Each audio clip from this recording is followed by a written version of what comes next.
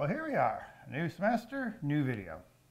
Now we're going to do a standard basic stoichiometry problem today. It's similar to what we've been looking at in class, and we've been looking at the fermentation reaction, so I'm going to use that as my example reaction for our classic stoichiometry.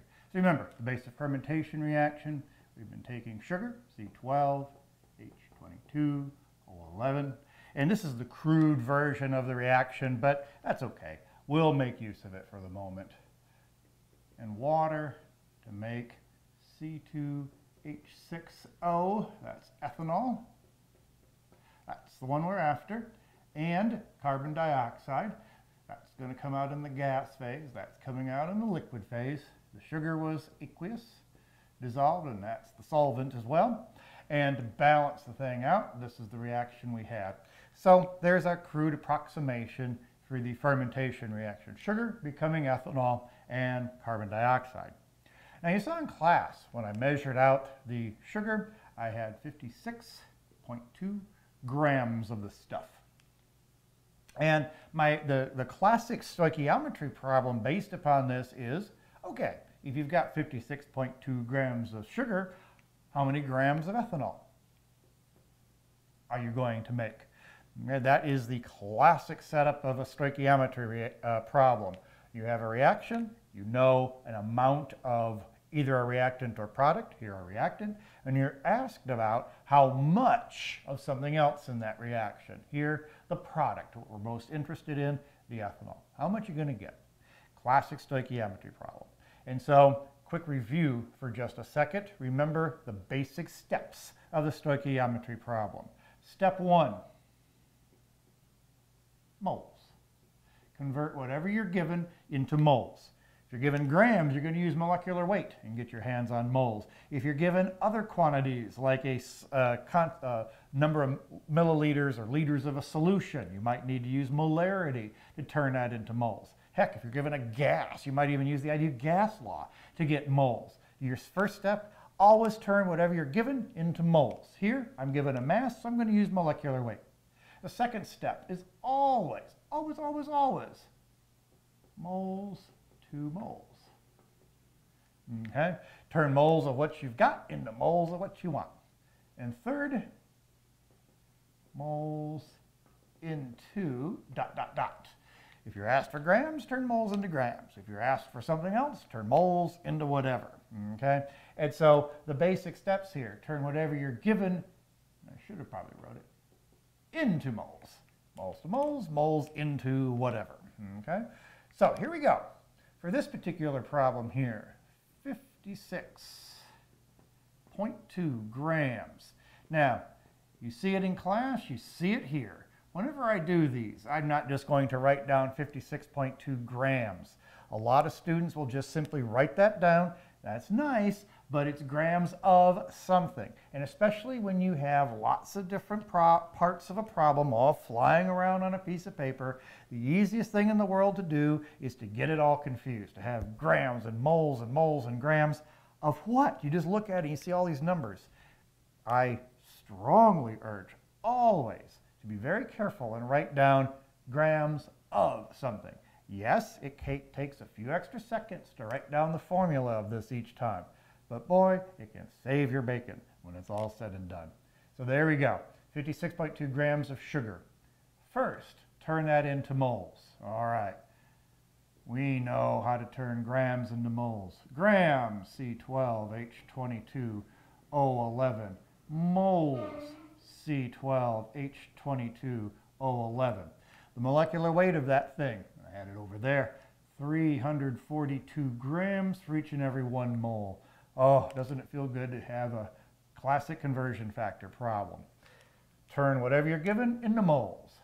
Step 1. Step 2, turn moles of what you got into moles of what you want. In other words, moles of sugar, I love it, but I need it to go away. Die, pig, dog, die. Gosh, that's been a long time since we said that. Moles, C2H6O. Moles of what you want in the mole, or moles of what you got in the moles of what you want. Moles are the coefficients of the balanced, has to be balanced, chemical equation. For every 1 mole of sugar, I produce 4 moles of ethanol. There's that. Next, I'm going to get this out of the way.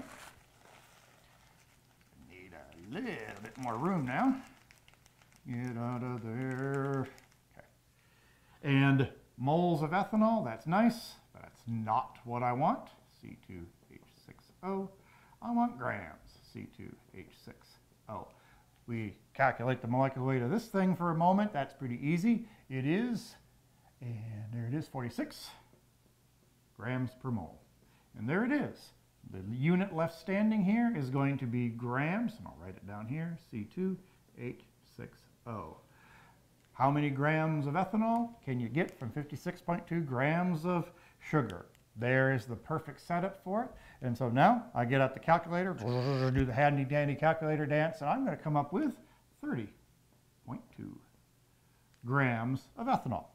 Okay?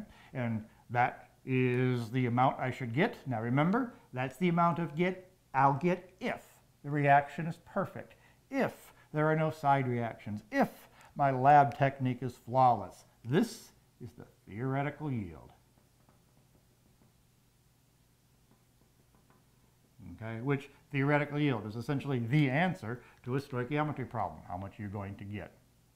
Now, there are plenty of variations of stoichiometry problems, and I'll do a couple of future videos on a few of the variations, but I'll throw one of them out here now, mainly because since the product here, ethanol, is quite familiar to everybody, and it is commonly seen as a liquid, a common question might be, well, how many milliliters of ethanol are you going to get out of this? You know, you have 56.2 grams of sugar. How many milliliters of ethanol can I expect to make from this reaction? Now, that's a slightly different question. How many milliliters of ethanol? Okay. But it's going to be answered pretty readily. Look, we have grams of ethanol. And you remember way back in chapter, which one was it? 1 or 2 or one of those in there. Grams, milliliters. Yes, it's a density question. So all of that stuff from previous work can get kind of thrown in here as a slight bit of a curveball, but that's okay. We can easily handle that, okay? Once I have my fingers on the 30.2 grams of C2H6O, all I need is the density. To be honest with you, I just sat up in the office and Googled density of ethanol, and it came back with gram C2H6O. Ooh, that should be a 6 right there. In milliliters C2H6O. And when I looked that up, 0.789. 0.789 grams per each and every 1 milliliter. That's what I looked up when I found it on Google, and I punched that out and I get 38.3 milliliters ethanol, C2H6O. Okay, so there's the standard stoichiometry problem, given into moles, moles into moles, moles into what you were asked to calculate, here grams, and then a slight variation that is common in this type of question. How many milliliters? That's a density question, grams, milliliters. Well, we've done that sort of thing. There it is, classic stoichiometry problem in a chapter 3 context here. So, you know, have plenty of chances to practice, both in mastering chemistry and in the end of chapter questions. So look this one over, practice a few from class as well, and please let me know if it gives you any trouble. Otherwise, practice a few of these on your own and move on to the next ones. See you later.